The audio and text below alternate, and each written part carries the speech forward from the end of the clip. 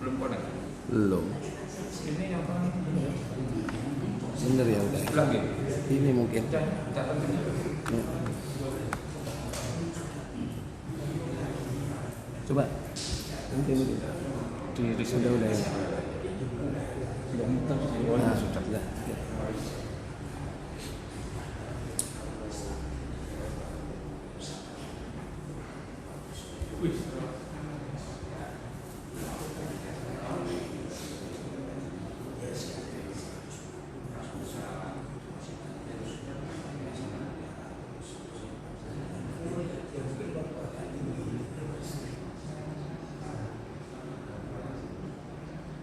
Sampai mana terakhir?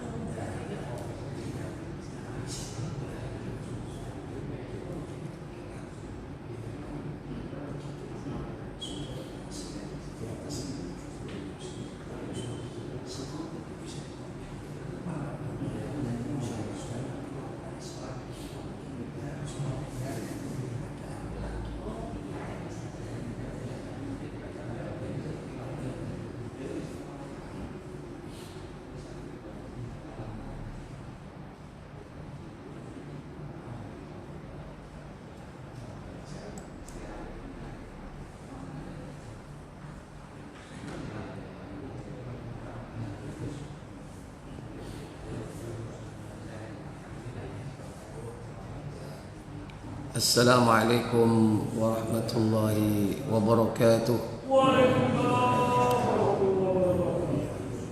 Innal hamdalillah nahmaduhu wa nasta'inuhu wa nastaghfiruh wa na'udzu billahi min shururi anfusina wa min sayyiati a'malina.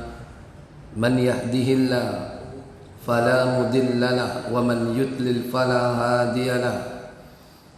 وأشهد أن لا إله إلا الله وحده لا شريك له وأشهد أن محمدا عبده ورسوله. اللهم صل وسلم وبارك على محمد صلى الله عليه وعلى آله وأصحابه ومن تبعهم بإحسان إلى يوم الدين. أما بعد. Puja dan puji syukur kita panjatkan kehadiran Allah yang telah melimpahkan nikmat kepada kita semua, dipertemukan kita pada malam yang berbahagia ini dalam keadaan sehat, dalam kondisi sebagai seorang muslim yang sudah menunaikan kewajiban melaksanakan solat maghrib berjamaah. Semoga Allah menerima amal ibadah kita semua, memberikan kita kemudahan untuk mempelajari ilmu syar'i, satu ayat dari Al-Quran, satu hadis dari Nabi yang mulia sallallahu alaihi wasallam. Semoga Allah tabaraka wa ta'ala memberikan kita istiqamah dan kelak mendapatkan nikmat husnul khatimah. Semoga salawat dan salam senantiasa tetap terlimpah kepada junjungan kita Nabi besar Muhammad sallallahu alaihi wasallam beserta seluruh keluarga dan keturunan beliau, para sahabat beliau radhiyallahu taala anhum ajma'in, dan kepada seluruh pengikutnya hingga tibanya hari kiamat. Ikhwatal iman, a'izzakumullah, melanjutkan pembahasan kitab Ushul Tsalatsah, yakni sampai pada penjelasan tentang makna syahadat Rasul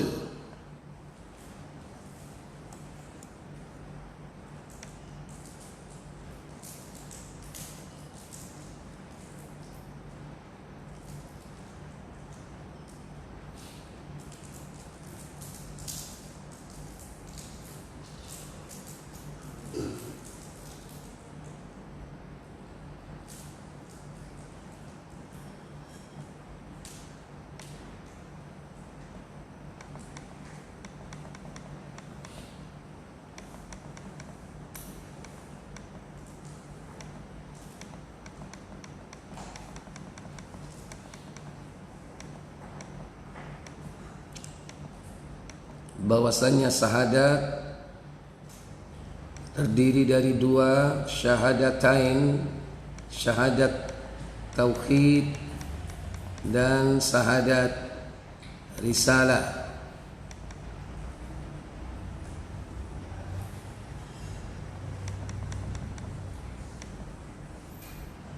Syahadatul Rasul Muhammadur Rasulullah sallallahu alaihi wasallam. Dalilu syahadati anna Muhammadar Rasulullah sallallahu alaihi wasallam, dalilnya adalah surah At-Taubah ayat 128, laqad ja'akum rasulun min anfusikum azizun 'alaihi ma 'anittum harisun 'alaikum bil mu'minina raufur rahim. Telah datang kepada kalian seorang utusan, seorang rasul min anfusikum, dari jenis atau dari kaummu sendiri, azizun alaihi ma anittum, berat terasa oleh beliau penderitaanmu. Ini empati yang besar beliau terhadap umatnya, akan kecintaan dan kasih sayang beliau kepada umatnya. Harisun alaikum bil mu'minin, sangat menginginkan keimanan dan keselamatan bagimu. Raufur rahim, dan amat belas kasihan, lagi penyayang, yakni terhadap orang-orang yang beriman. Adapun rukun syahadat risalah, yakni syahadat Muhammadur Rasulullah, di situ ada dua dari kata Muhammad dan Rasulullah. Terkandung di dalam kata Muhammad itu la ifrat, tidak berlebihan. Karena beliau adalah manusia sama seperti kita, makhluk basyariyah, maka tidak boleh mengeluarkan kedudukannya sebagai makhluk kepada kedudukan Khalik, kedudukan ketuhanan atau tingkat uluhiyah, peribadatan. Sehingga tidak boleh seseorang menyembah kepada makhluk ciptaan Allah, sekalipun dia adalah makhluk paling mulia, yaitu Muhammad sallallahu alaihi wasallam. Syukran. Demikian pula kalimat berikutnya syahadat risalah, yakni rukun yang kedua, la tafrid, tidak boleh meremehkan beliau. Sungguh pun beliau sebagai manusia biasa, beliau mendapatkan wahyu dari Allah. Orang yang dipercaya oleh Allah menyampaikan risalah, tugas amanah kepada umat manusia, agar umat manusia itu menjadi selamat, terbebas dari perbudakan musuh-musuhnya, yaitu iblis dan bala tentaranya syaitan, serta menyelamatkan manusia dari kebinasaan, disiksa di dalam neraka, menyelamatkan dari azab yang pedih menuju kepada kampung halaman bapak moyang mereka, yaitu al-jannah, jannah, surga. Itulah kampung halaman umat manusia, sebagaimana Adam dan Hawa pernah tinggal di dalamnya. Beliau sungguh pun manusia biasa, dipelihara oleh Allah dari dosa. Itulah yang disebut maksum. Dan beliau mendapatkan wahyu, sehingga beliau tidak berbicara melainkan didasarkan atas petunjuk dari Allah Jalla wa'ala. Wa ma yantiqu 'anil hawa in huwa illa wahyu yuha. Dan apa yang keluar dari mulut beliau bukanlah kemauan hawa nafsunya, akan tetapi wahyu yang diwahyukan kepada beliau. Bahkan beliau adalah rasul pilihan, rasul yang mendapatkan kedudukan tertinggi yang disebut dengan maqamam mahmuda, yaitu kedudukan yang tidak diberikan kecuali kepada hamba Allah yang dikehendaki untuk memberikan syafaatul uzma, syafaat terbesar paling agung, yaitu pertolongan untuk seluruh umat manusia. Bukan hanya umat beliau, tapi beliau diminta untuk menyelamatkan seluruh umat manusia yang beriman, karena keimanannya kepada Allah dan kepada para nabi dan rasul, terutama rasul yang terakhir yang sudah dikabarkan dalam kitab-kitab mereka. Beliau adalah Sayyidul Anbiya wal Mursalin, Khatimul Anbiya, jadi pemimpin penghulu para nabi serta penutup para nabi.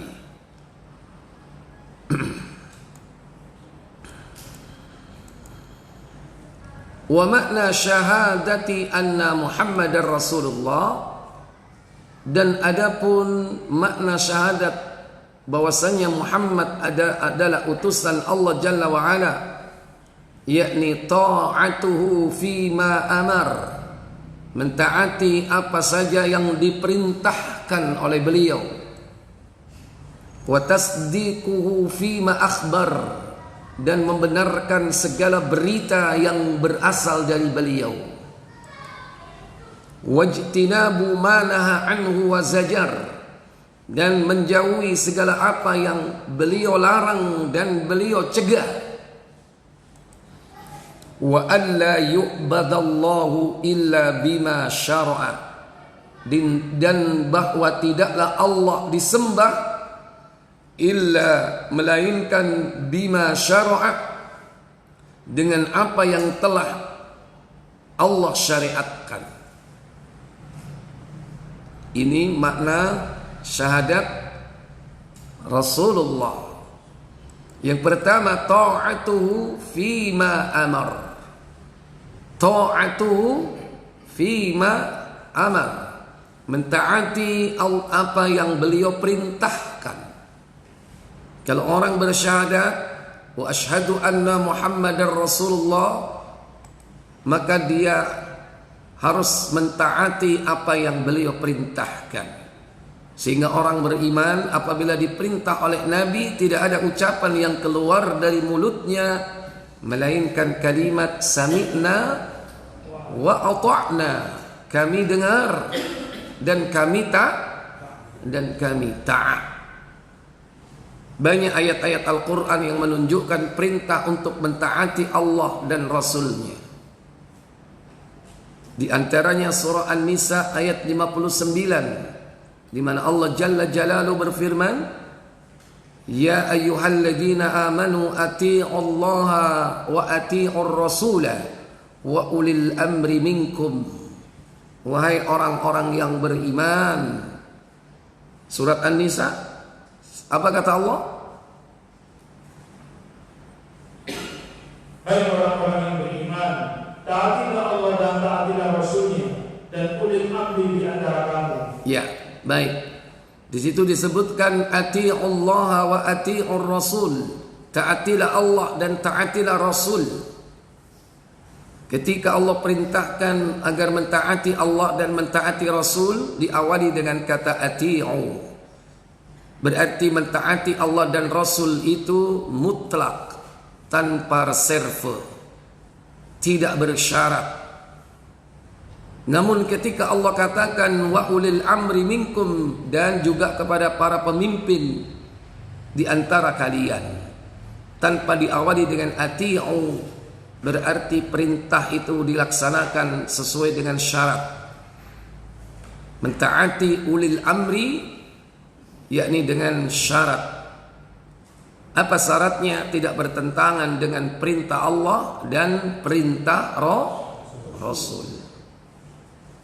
Maka siapa yang mentaati Rasul, maka pasti dia mentaati Allah. Dalam surah yang sama An-Nisa pada ayat ke-80 Allah Jalla Jalaluhu berfirman, "Wa man yuti'ir rasula faqad ata'a Allah wa man tawalla wa ma arsalnaka 'alaihim hafiza." Apa kata Allah?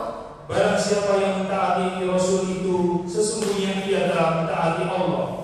Dan barang siapa yang berpaling dari ketaatan itu, maka kami tidak mengutusmu untuk menjadi pemelihara bagi mereka. Siapa yang mentaati Rasul, pasti dia mentaati Allah.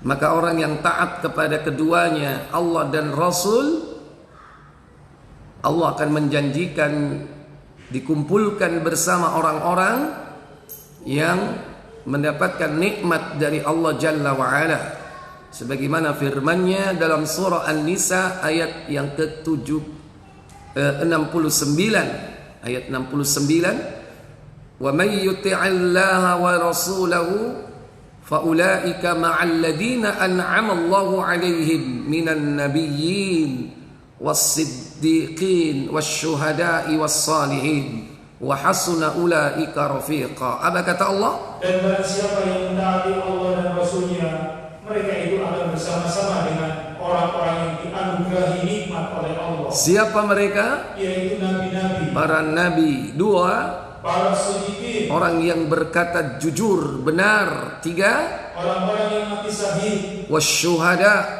Yang keempat, dan orang-orang salih. dan orang-orang saleh beramal sesuai dengan ilmu yang telah diajarkan Allah dan Rasul-Nya. Siapa mereka itu? Dan mereka itulah teman yang sebaik-baiknya. Mereka itulah wa hasuna ulaika rafiqa. Makna syahadat risalah yang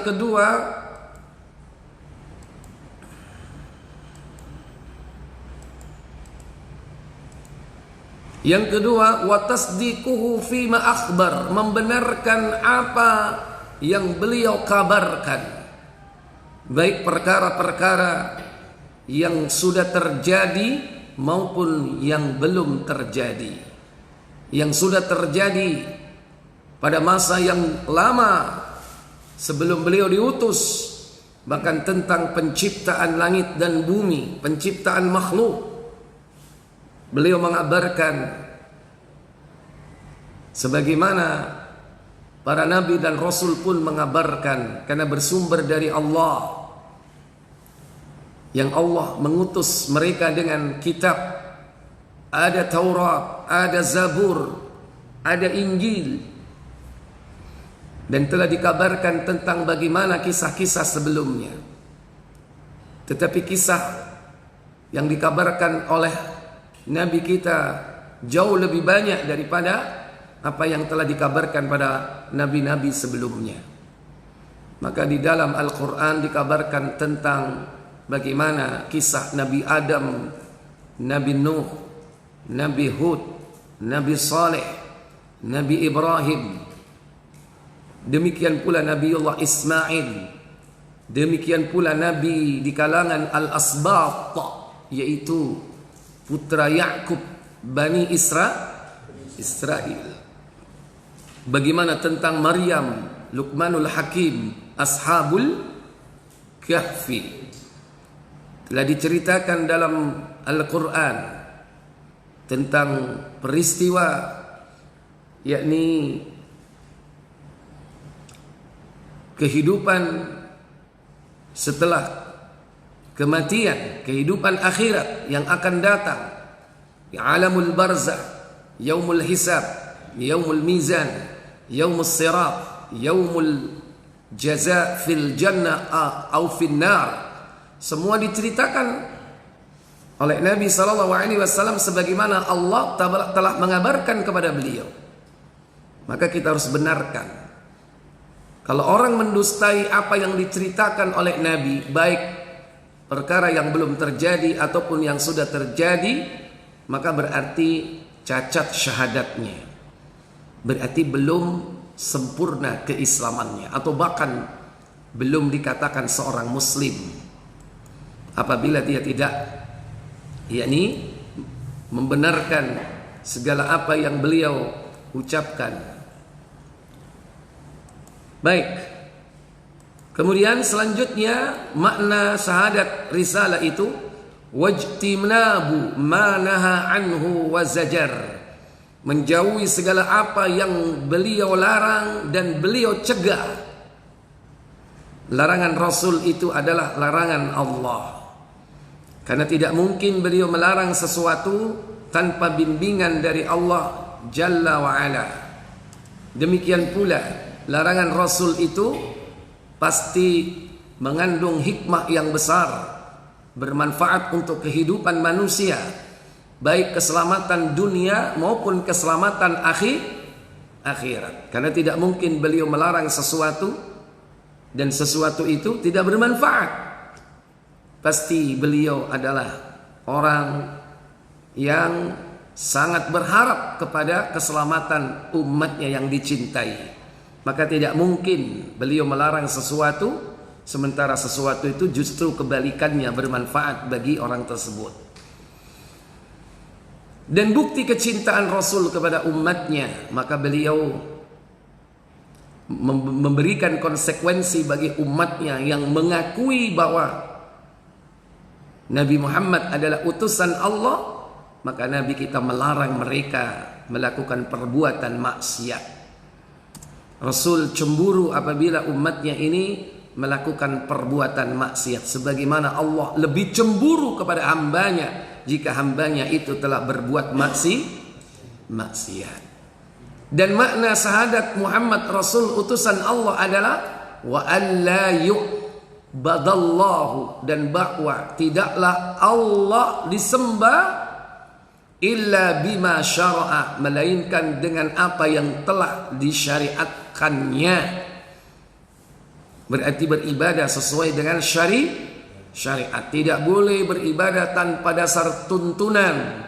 Tidak boleh melakukan amalan bid'ah.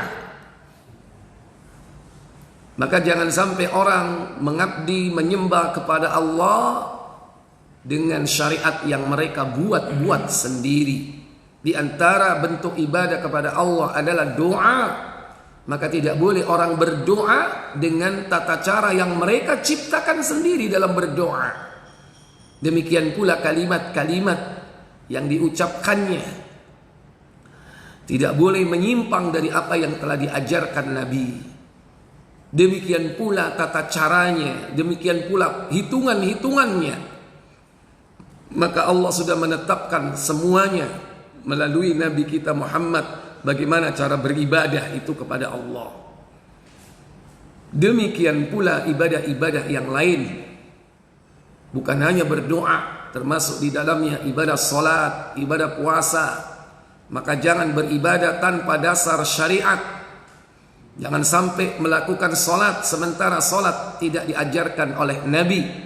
Ada orang melakukan salat yang tidak diajarkan oleh Nabi. Salat dalam rangka membayar hutang salat orang tuanya yang punya utang salat. Ini nggak ada tuntunan. Melakukan salat raghaib, salat di malam Jumat pertama di bulan Rajab. Ini salat tidak ada tuntunan. Demikian pula puasa. Maka laksanakan puasa yang disyariatkan. Puasa yang wajib itulah Ramadan. Apalagi yang wajib nazar. Apalagi puasa yang termasuk di antara ibadah, yaitu puasa sunnah banyak. Puasa Senin Kemis, puasa Ayyamul Bid, puasa Daud. Demikian pula ada puasa pada momen-momen tertentu, puasa Asyura, puasa Arafah, puasa sunnah Syawal.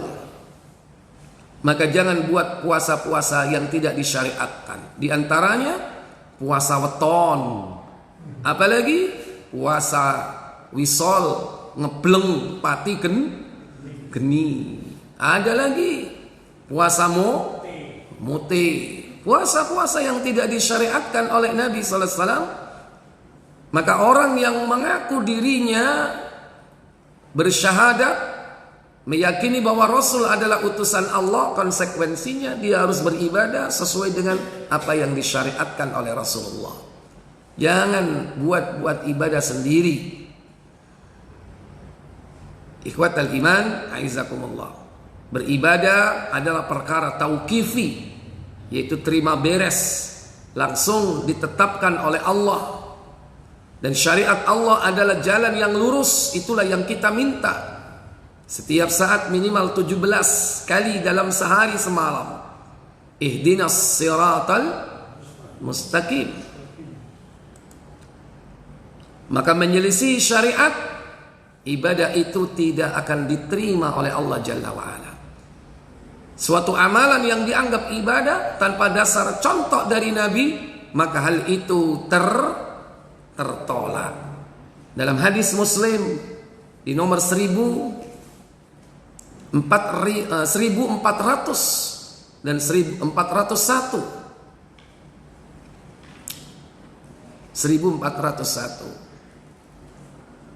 dari Aisyah,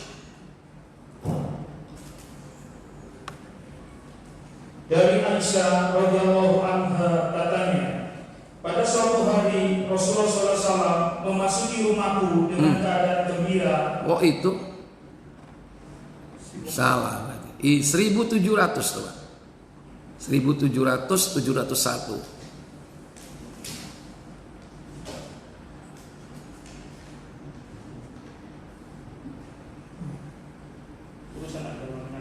Iya. Satu aja, 1701. Dari Aisyah radhiyallahu anha, katanya Rasulullah SAW bersabda, apa sabda beliau? siapa yang mengamalkan suatu amal atau ibadah yang tidak pernah kami lakukan, maka amalannya itu ditolak. Man amila amalan laisa alaihi amruna fahuwa raddun. Barang siapa mengerjakan amalan tanpa dasar contoh dari Nabi SAW, maka hal itu tertolak. Maka mengada-ada dalam perkara ibadah itulah termasuk amalan-amalan bid'ah. Disebut oleh Nabi itulah perkara muhdats. Muhdats yaitu perkara yang baru di dalam urusan agama. Sebagaimana di dalam Sahih Abu Dawud, perkara muhdats itu disebut oleh Nabi dengan istilah bid'ah.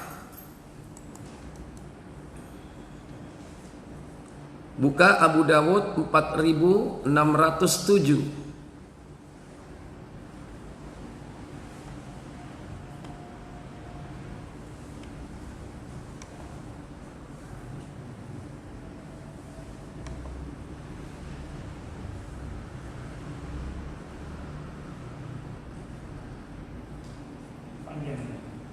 Terus nek dawa apa?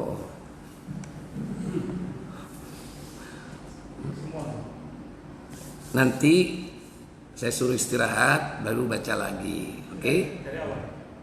Dari Al-Miqdam, dari Abdurrahman As-Sulami dan Hujr bin Hujr. Ya, silakan. Dari Abdurrahman bin Amr As-Sulami dan Hujr bin Hujr, keduanya berkata, kami berkunjung ke rumah Al-Irbad bin Sariyah, dan ia termasuk seorang yang diturunkan ayat, dan tiada pula dosa atas orang-orang yang apabila mereka datang kepadamu, supaya kamu memberi mereka kendaraan, lalu kamu berkata, aku tidak memperoleh kendaraan untuk membawamu, di dalam Quran surat At-Taubah ayat 92. Kemudian kami mengucapkan salam kepadanya dan kami berkata, kami datang untuk menziarimu, duduk-duduk denganmu dan ingin mendengarkan yang berharga darimu. Al-Irbad berkata, suatu hari Rasulullah SAW salat bersama kami, dan setelah itu beliau menghadap kepada kami, lalu memberi kami nasihat yang sangat berharga, yang membuat mata mengingatkan air mata dan hati pun bergetar.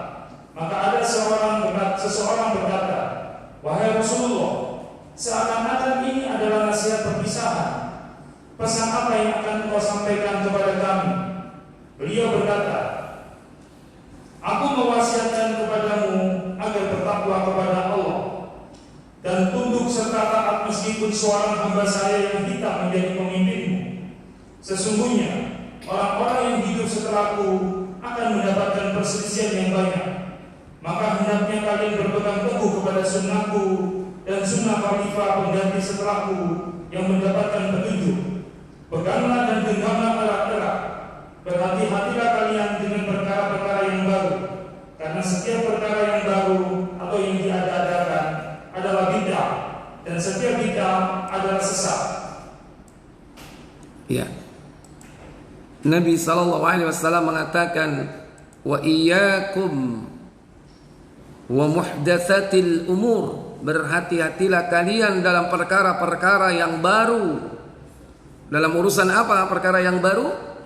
Dalam urusan agama, bukan dalam urusan duniawiyah. Kalau urusan duniawiyah silakan berkreasi, berinovasi. Karena setiap perkara yang baru diada-adakan dalam urusan agama adalah apa kata Nabi? Bid'ah. Wa kullu bid'atin dhalalah, dan setiap perkara bid'ah adalah sesat. Ya, oleh karena itu jangan sampai kita melakukan amalan-amalan bid'ah, karena hal itu merupakan bentuk kesesatan. Maka pelakunya disebut ahlul bid'ah atau ahlud dhalalah. Karena bisa jadi agama itu bukan hanya sekedar ibadah ritual, tapi juga meliputi akidah. Itu perkara agama. Demikian pula perkara ubudiyah. Ubudiyah itu perkara apa? Ibadah, ritual. Ada lagi perkara syariat. Terjadi perkara syariat, perkara bid'ah itu dalam syariat. Misalnya pembagian waris, kalau laki-laki 2 kali lipat daripada perempuan. Kemudian ada yang membuat hukum baru disamaratakan. Nah, itu bid'ah atau bukan itu? Bid'ah dalam perkara syariat.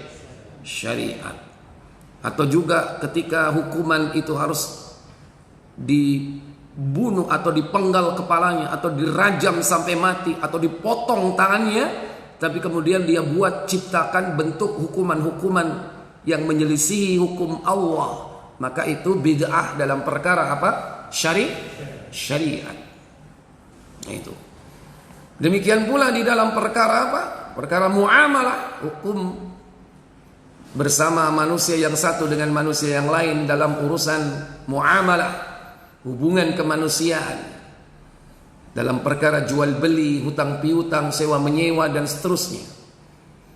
Demikian pula dalam perkara adab, etika, akhlak, bagaimana Nabi mengajarkan tata cara makan, ya, tata cara minum, tata cara di dalam buang air, dan banyak perkara-perkara etika dan adab. Maka siapa saja yang membuat perkara-perkara baru di dalamnya bisa termasuk kategori bid'ah. Termasuk dalam urusan dakwah.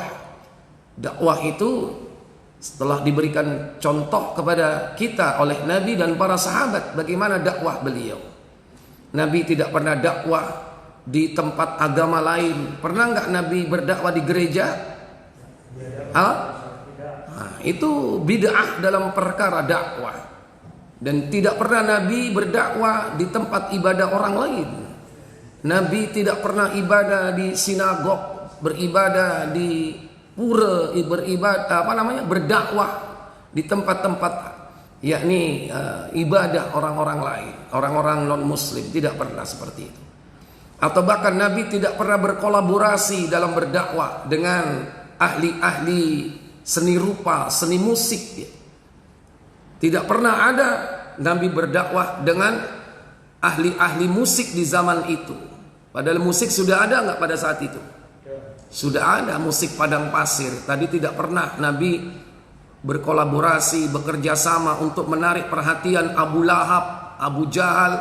Nabi lantas mendatangkan yaitu konser musik padang pasir terhebat di kala itu untuk menarik perhatian mereka. Tidak pernah cara berdakwah seperti itu dengan menggunakan yakni musik-musik.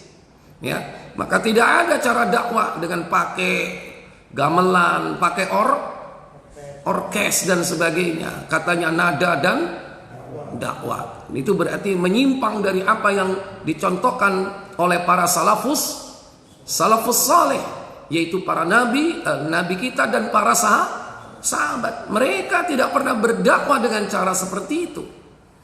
Itulah orang yang mengikuti cara beragama yang meliputi syariat, i'tiqad, ubudiyah, muamalah sesuai dengan generasi para salaf, yaitu salafus saleh, generasi terbaik umat, mulai dari sahabat, tabi'in, tabi'ut tabi'in. Ya. Jadi ini makna daripada syahadat risalah, syahadat rasul. Wallahu a'lam. Baik, kalau ada pertanyaan silakan. Saya berikan waktu.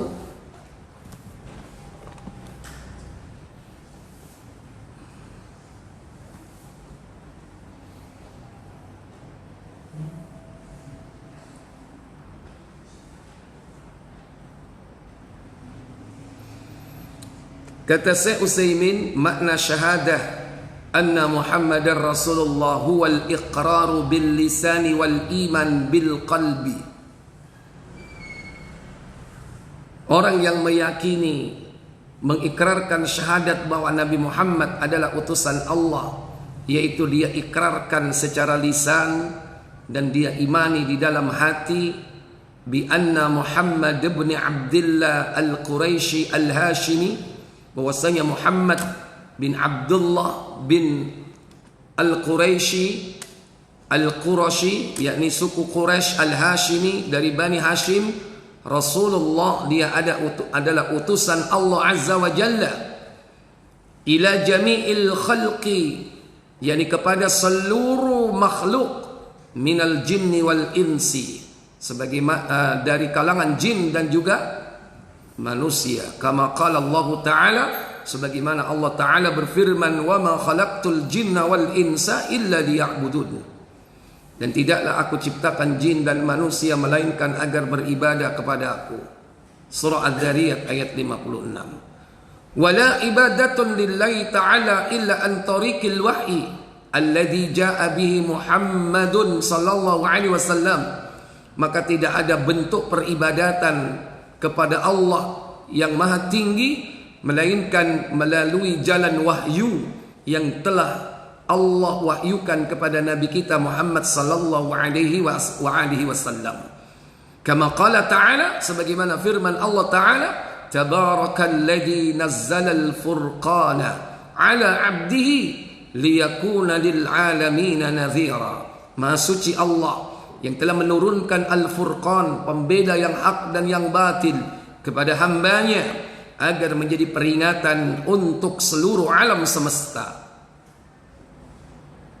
Surah Al-Furqan, surah 25 ayat 1. Ada yang bertanya?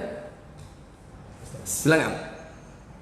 Gini Ustaz, ada teman itu yang awalnya muslim, terus kafir, 8 tahun muslim lagi. Itu gimana? Korbannya Ustaz? Muslim, kafir, lagi. muslim lagi. Muslimnya berarti sejak lahir? Enggak.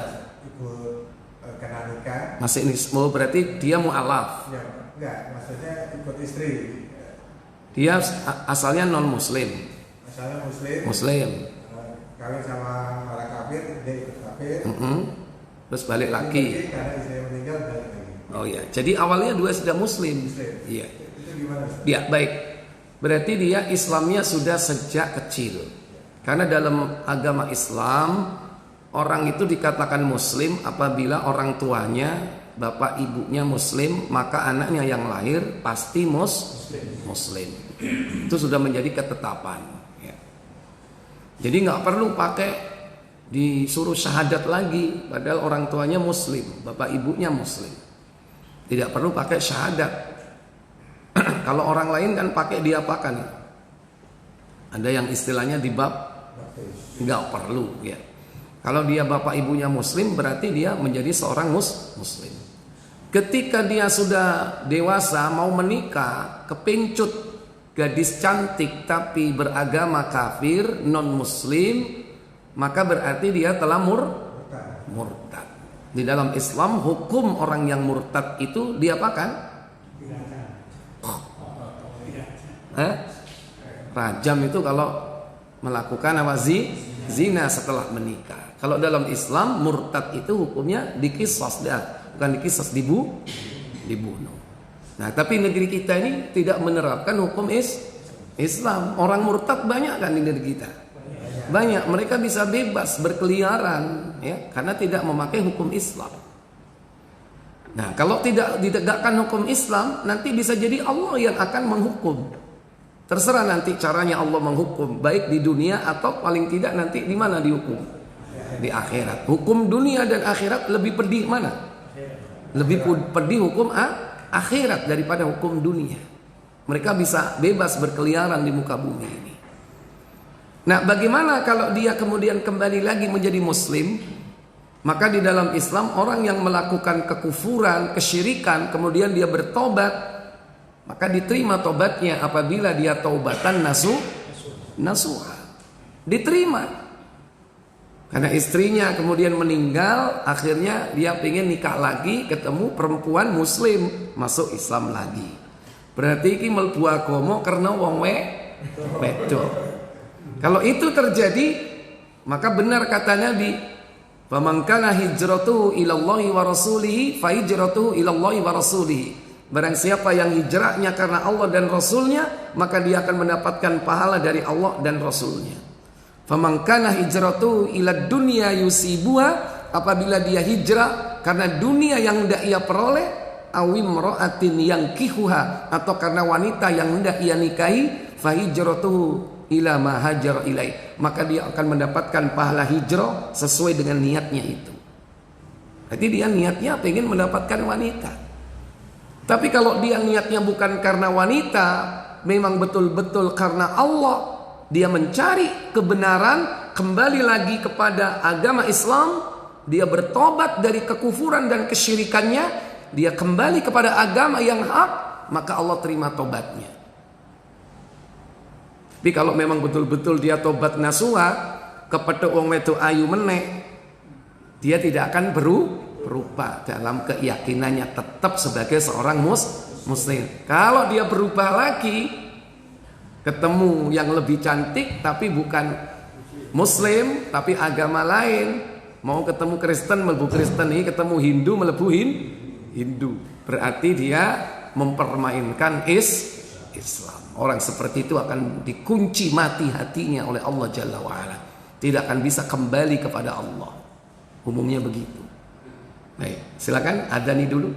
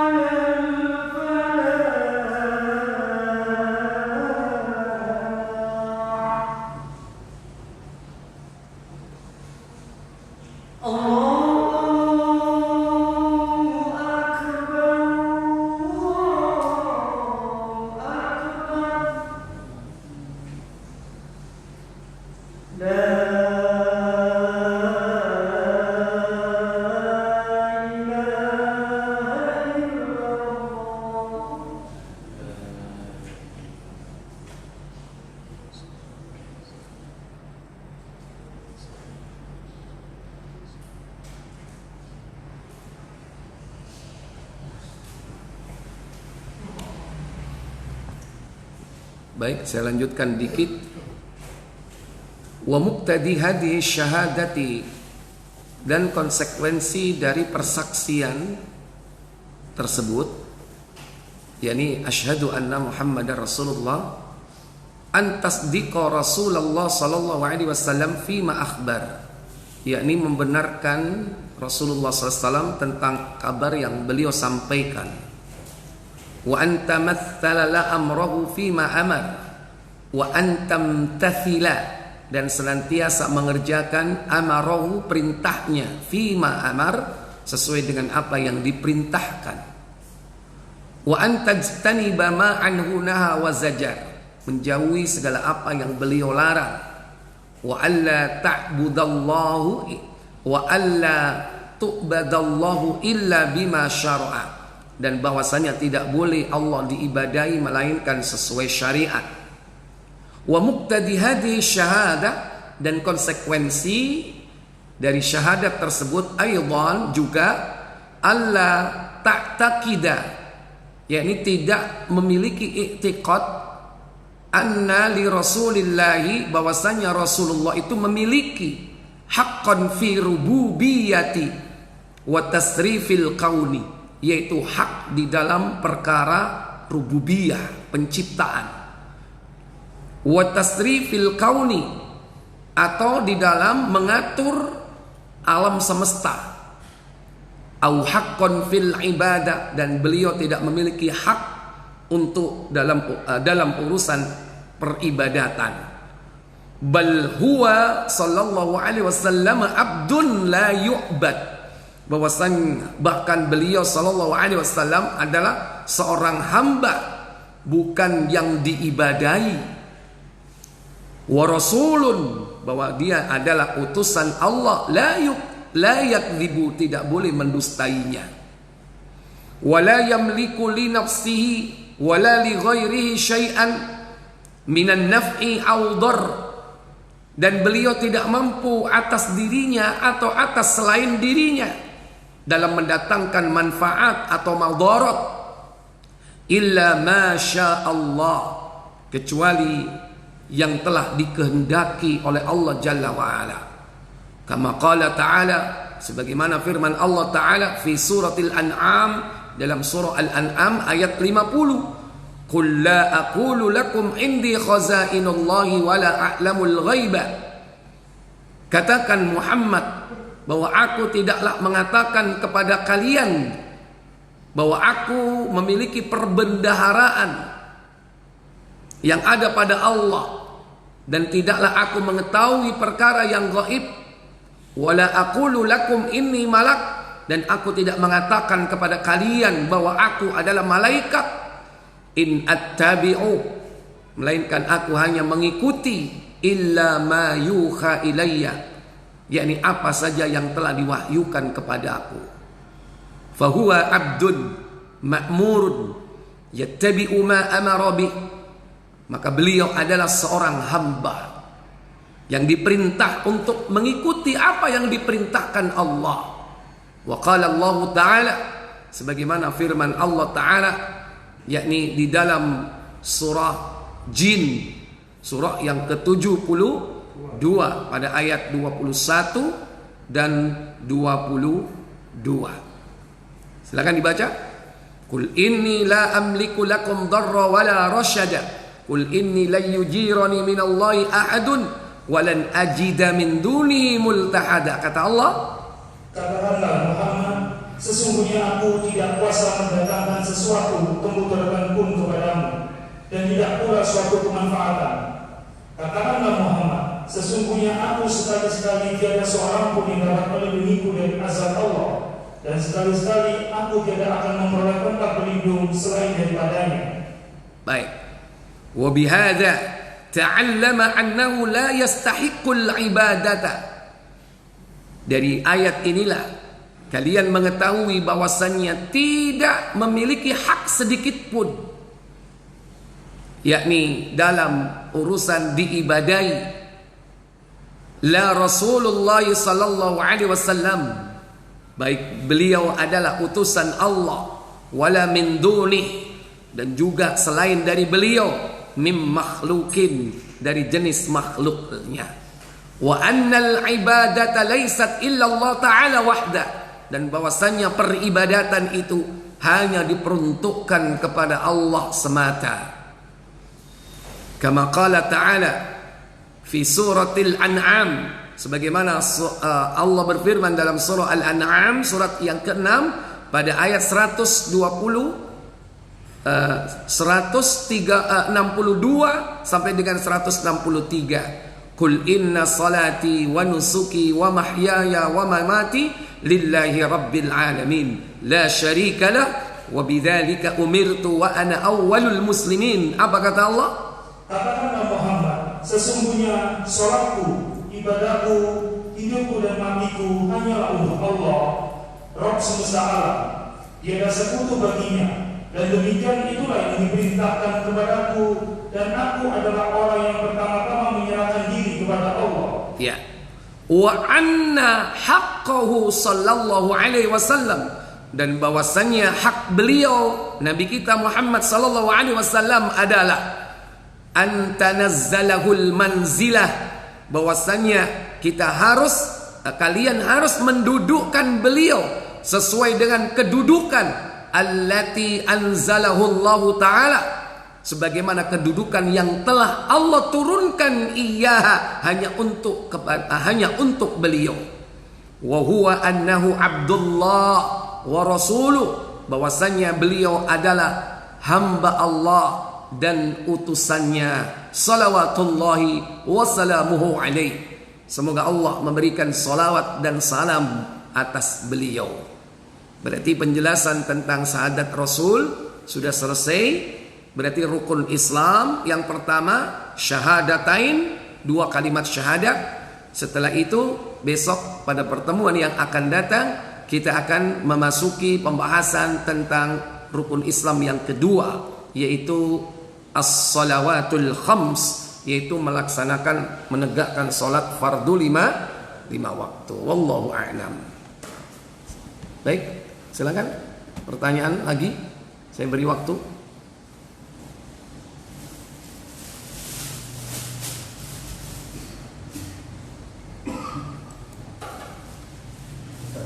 Ya. Sebenarnya yang tadi itu ya dari muslim balik ke kafir, itu hak warisnya, misalnya dia ada orang tua yang meninggal, dia dapat nggak warisnya? Ya, kalau seorang muslim murtad keluar Islam, maka dia tidak boleh mendapatkan waris dan tidak boleh mewariskan.